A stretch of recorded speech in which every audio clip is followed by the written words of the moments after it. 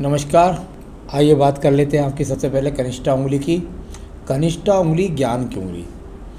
जब कनिष्ठा उंगली इतनी बढ़िया शानदार तरीके से हो, सीधी सच्ची प्रकार से खड़ी हो, किसी प्रकार का स्पॉट ना हो, दाग ना हो, तो व्यक्ति भाषा शैली में अच्छा होता है, यानी अपनी भाषा के द्वारा दूसरों को आकर्षित करना, साथ ही साथ अच्छे लोगों में उठना बैठना, और कुल मिलाकर के बुद्धि का बिल्कुल यारदाश्त का अंतिम समय तक साथ देना, यानी कि जीवन भर साथ देना। यहाँ पर एक बात और मैं अच्छी तरीके से बता के चलूँ, आपके हाथ में व्यापारिक रेखा नहीं है। अगर किसी के हाथ में व्यापारिक रेखा नहीं है तो उसके लिए ये कनिष्ठा की उंगली का सूर्य के पहले पर्व तक जाना जरूरी, इस बात के लिए ज़रूरी होता है। फिर ये कनिष्ठा उंगली ही इस बात को सिद्ध कर देती है कि व्यक्ति व्यापारिक गुण हो चाहे नौकरी का गुण हो, दोनों में परिपूर्ण ज्ञान रखता है, यानी किसी भी क्षेत्र में अगर वो दोनों में हाथ आजमाएगा तो सफलता प्राप्त होगी। आइए बात करता हूँ यहाँ आपकी यश की उंगली की। यश की उंगली यानी सूर्य की उंगली, और यहाँ सूर्य की उंगली बिल्कुल एकदम सही तरीके से खड़ी है, यानी कोई टर्न नहीं है, किसी तरह का दबाव नहीं है, यानी कुल मिलाकर के यश और मान सम्मान आपके जीवन के अंदर बना रहेगा। इस प्रकार को दिखाती हुई ये आपकी उंगली। अब बात करूँगा यहाँ पर इसके बीच में थोड़ा सा गैप है, यानी शनि की उंगली और सूर्य की उंगली के बीच में जब ये गैप आ जाता है तो व्यक्ति चाहकर भी या तो अपने माता पिता की सेवा नहीं कर पाता है सही रूप से, या पैतृक संपत्ति हो तो उसमें विवाद का सामना करना पड़ता है। भाई बहनों के साथ भी औसत रूप से रिश्ते रहते हैं।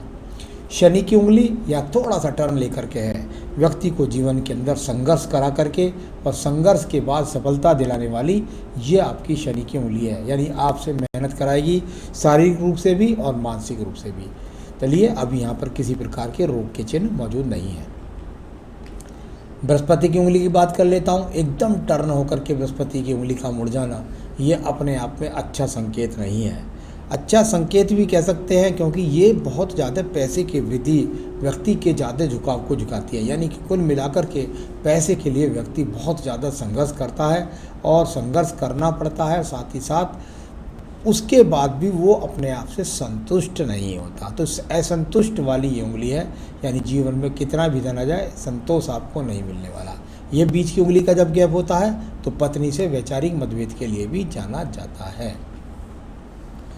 अब बात करूंगा मैं आपके बुध पर्व की। बुध पर्व और बुध पर्व पर यहाँ कम से कम खड़ी हुई गहरी 3 रेखाओं का होना जरूरी होता है। यहाँ पर यदि देखता हूँ तो बहुत छोटी छोटी माइनर रेखा है। आपके जीवन में यदि जितनी लंबी ये होती जाएंगी और जितनी संख्या में जाती होती जाएंगी, उतना ही धन आपके पास ज़्यादा होता जाएगा, आपकी पूर्ति करेगा।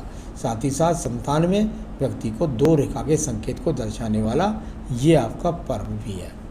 अब बात करूंगा यहाँ पर आपके यहाँ सूर्य पर्वत की। सूर्य पर्वत पर एक तरह का ट्रायंगल बना करके एक साइड में क्रॉस लगा करके चलने वाली ये आपकी सूर्य रेखा, यानी कुल मिलाकर के आपको बड़े बड़े लोगों से संपर्क भी है और यश सम्मान भी आपके जीवन में है।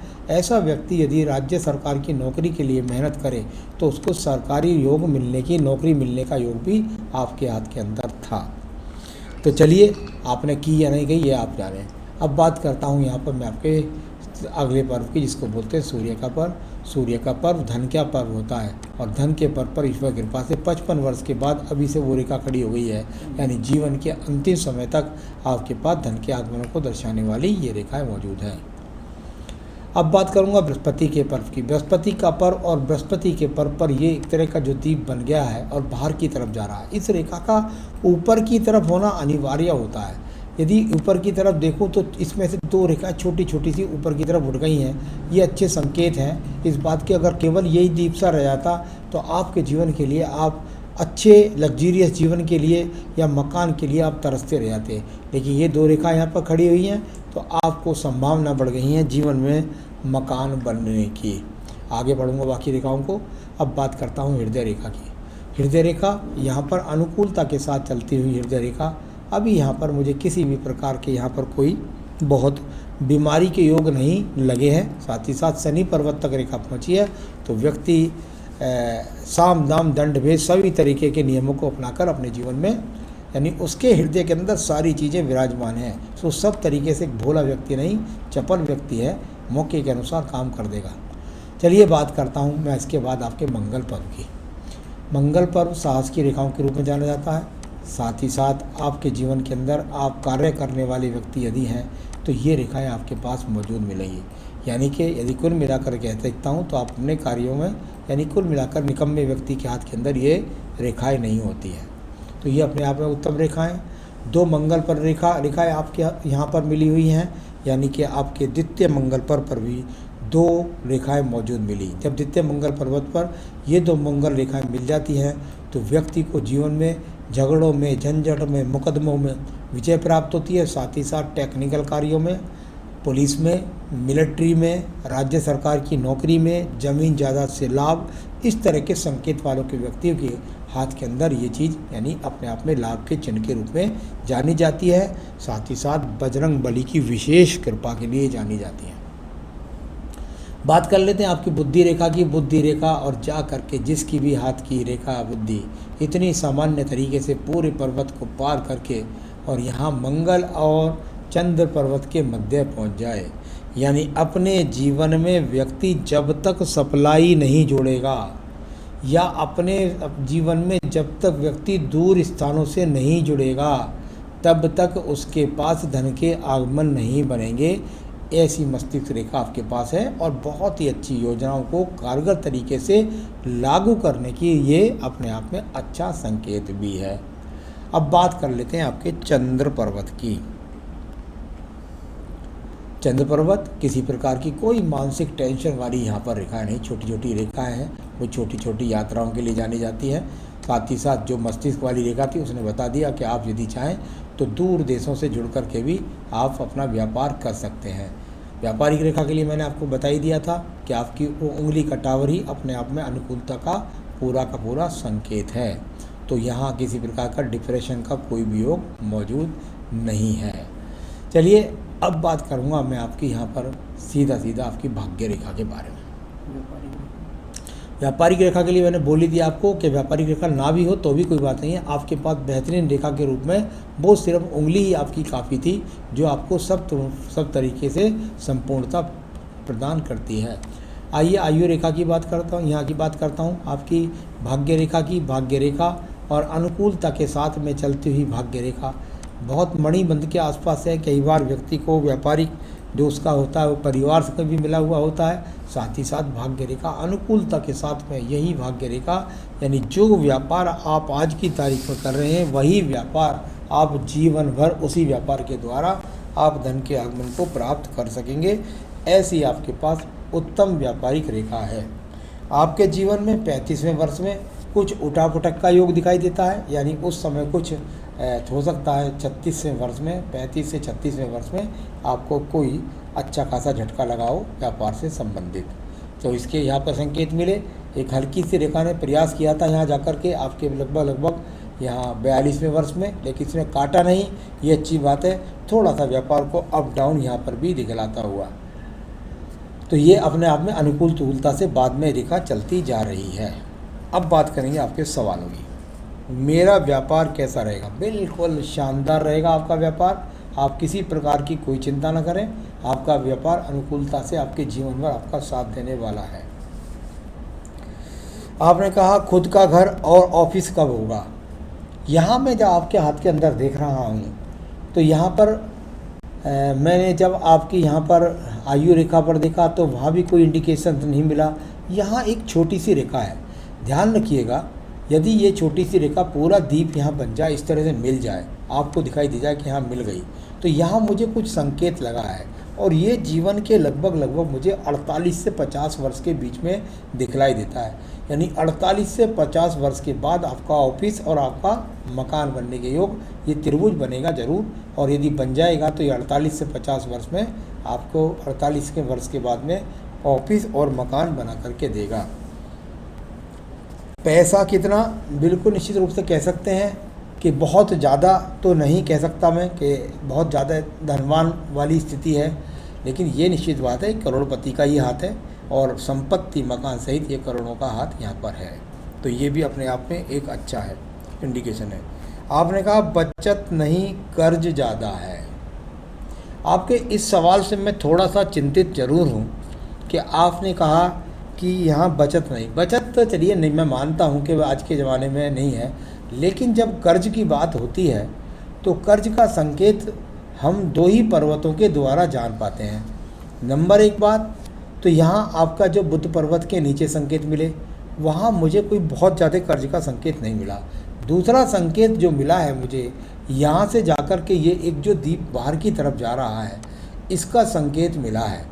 और उस पर दो खड़ी रेखा मैंने आपको बताई थी छोटी छोटी, वो रेखाएं जितनी लंबी आपके जीवन में हो जाएंगी, वो आपका उतना तेज़ी से कर्ज उतरता चला जाएगा। एक बात तो यहाँ हालांकि चिंता ना करें आप, बहुत जल्दी आपका कर्ज उतरने वाला है।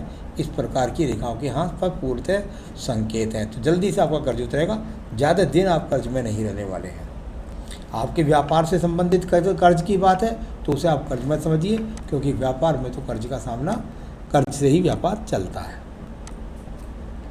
कर्ज नहीं रहेगा आपके पास, ये बात पक्की है। कब तक सब सही होगा, व्यापार कब चलेगा? आपने कहा कब तक सही होगा, कब तक व्यापार चलेगा। मैं समझता हूँ आपकी जो रेखाएं बता रही हैं उसके अनुसार यदि मैं देखूं तो हो सकता है आप लॉकडाउन की वजह से थोड़ा सा घबरा गए हों, तो ये परिस्थिति सबके साथ चली है। लेकिन जैसे ही लॉकडाउन खुलेगा आपका व्यापार निश्चित रूप से चलेगा, इसमें कोई भी यहाँ पर दो राह नहीं है।